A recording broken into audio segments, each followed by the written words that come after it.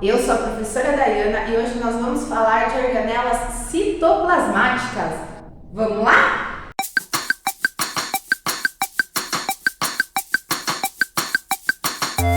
Galera, primeiramente vamos lembrar que tem dois tipos de células. Nós temos as células procarióticas e as eucarióticas.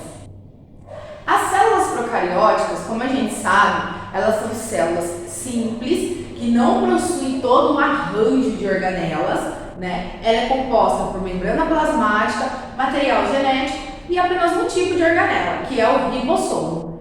Enquanto a célula eucariótica, ela é uma célula complexa, como vocês podem ver na imagem. Ela possui diversas organelas, onde todas possuem funções diferentes, porém uma depende da outra. Se uma organela funcionar de forma errada, não estiver funcionando direito, ela compromete o funcionamento da célula inteira. Estas organelas, elas funcionam como se fossem vamos pensar aí numa cidade. Então, numa cidade você tem diversos estabelecimentos onde cada um tem a sua função. A mesma coisa vai ser com as organelas. Cada uma vai ter a sua função.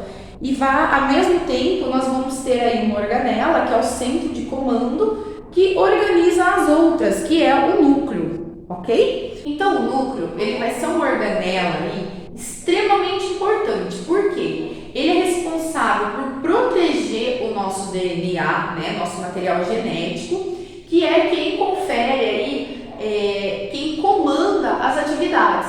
Quer dizer, ele vai ser responsável por ativar ou inativar uma proteína, por exemplo, dentro da célula, né? Você tem um monte de células, todas têm um monte de função e elas têm, digamos aí, a receita para fazer diversas proteínas. Mas dependendo de onde está essa célula, né? Se ela está na pele, se ela está num órgão, ela vai ter que produzir uma proteína específica, certo? Então, o núcleo, ele vai ser responsável por ativar esse comando ou inativá-lo, tá? Ele é uma organela que tem membrana, né? Ele tem todo um envoltório que vai aí proteger o nosso DNA. E também ele vai ser responsável por mandar no RNA, né? Ele fala, faz isso, não faz isso, ele que comanda tudo. Uma falha nessa organela danifica toda a célula em questão. Outra organela aí vai ser o ribossomo. O ribossomo, ele é responsável pela produção, ou como a gente diz, síntese de proteínas. Mas para isso vocês têm que lembrar que todos os seres vivos, todos os genes que compõem os seres vivos, eles guardam a informação, ou melhor, para vocês entenderem, a receita de todas as proteínas, né, de determinada proteína aí.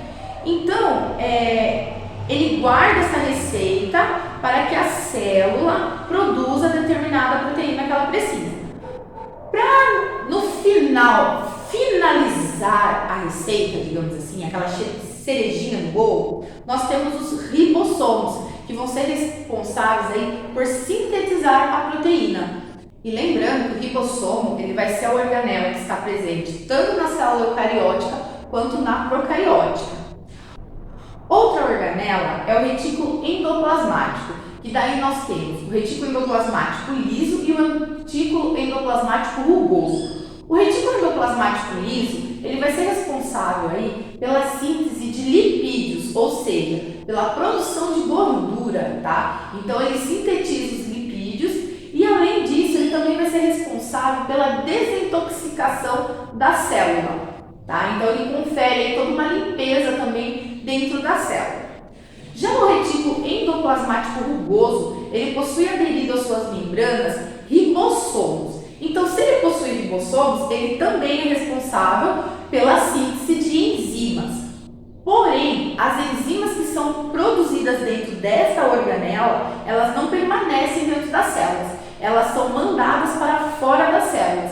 Então, se um outro órgão necessita de uma determinada enzima que é produzida aqui dentro, a organela, a célula vai mandá-lo para fora para essa enzima enzima agir em outro local.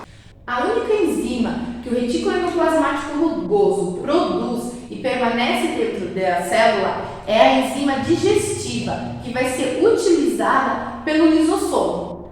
O lisossomo é outra organela que tem a função de digestão celular.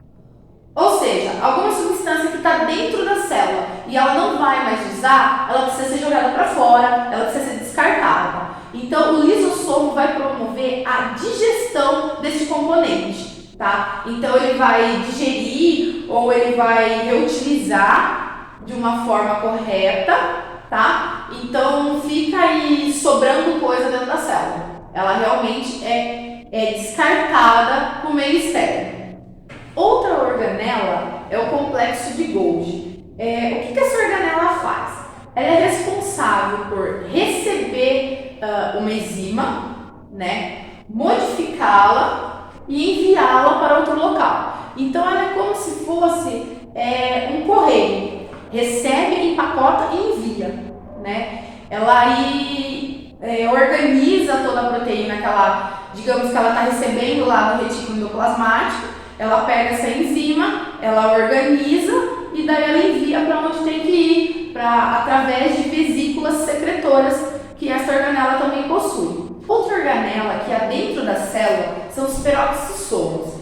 Eles possuem enzimas chamadas de catalase, que são responsáveis pela quebra das moléculas de água oxigenadas que são formadas dentro das células.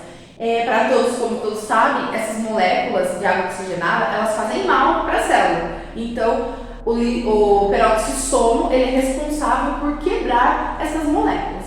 Além de ser um colaborador, um ajudante na produção da bainha de mielina que compõe os neurônios.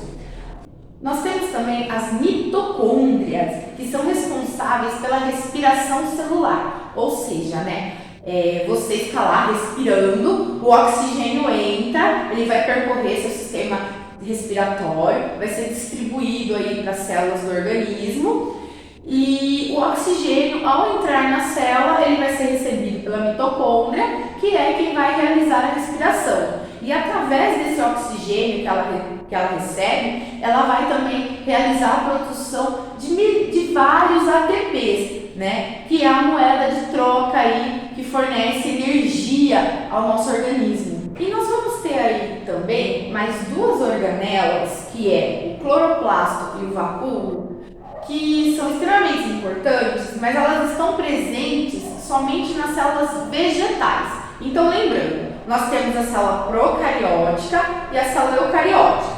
A célula eucariótica ela é dividida em dois tipos. Eu tenho a célula animal e a célula vegetal. E aí essas organelas, tanto o vacúolo quanto o cloroplasto, eles estão presentes na célula vegetal.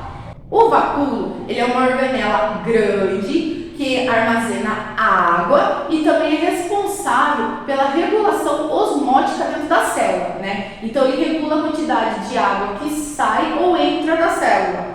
Ele também participa, ele armazena toda essa água também para a participação da fotossíntese. Aí a gente tem a função do cloroplasto. O cloroplasto vai ser uma organela que está intimamente ligada à realização da fotossíntese. Então, dentro dele a gente tem aí a clorofila, dentro dele a gente vai ter a produção de energia da planta, a produção de glicose. Então, ele é uma organela que está totalmente envolvida na relação da fotossíntese. E para terminar, a gente tem o citoesqueleto. O citoesqueleto já não é uma organela, ele é uma estrutura que confere formato à célula. Então, ele que vai dar o formato certinho de cada célula. Lembrando que nós temos células de diversos tamanhos, de diversos formatos, de acordo com o local que elas se encontram e com a sua função, ok? Galera, então é isso aí. Nossa aula termina por aqui. Não deixa de se inscrever, dar seu like, deixe seus comentários e até a próxima aula. Tchau, tchau, galera!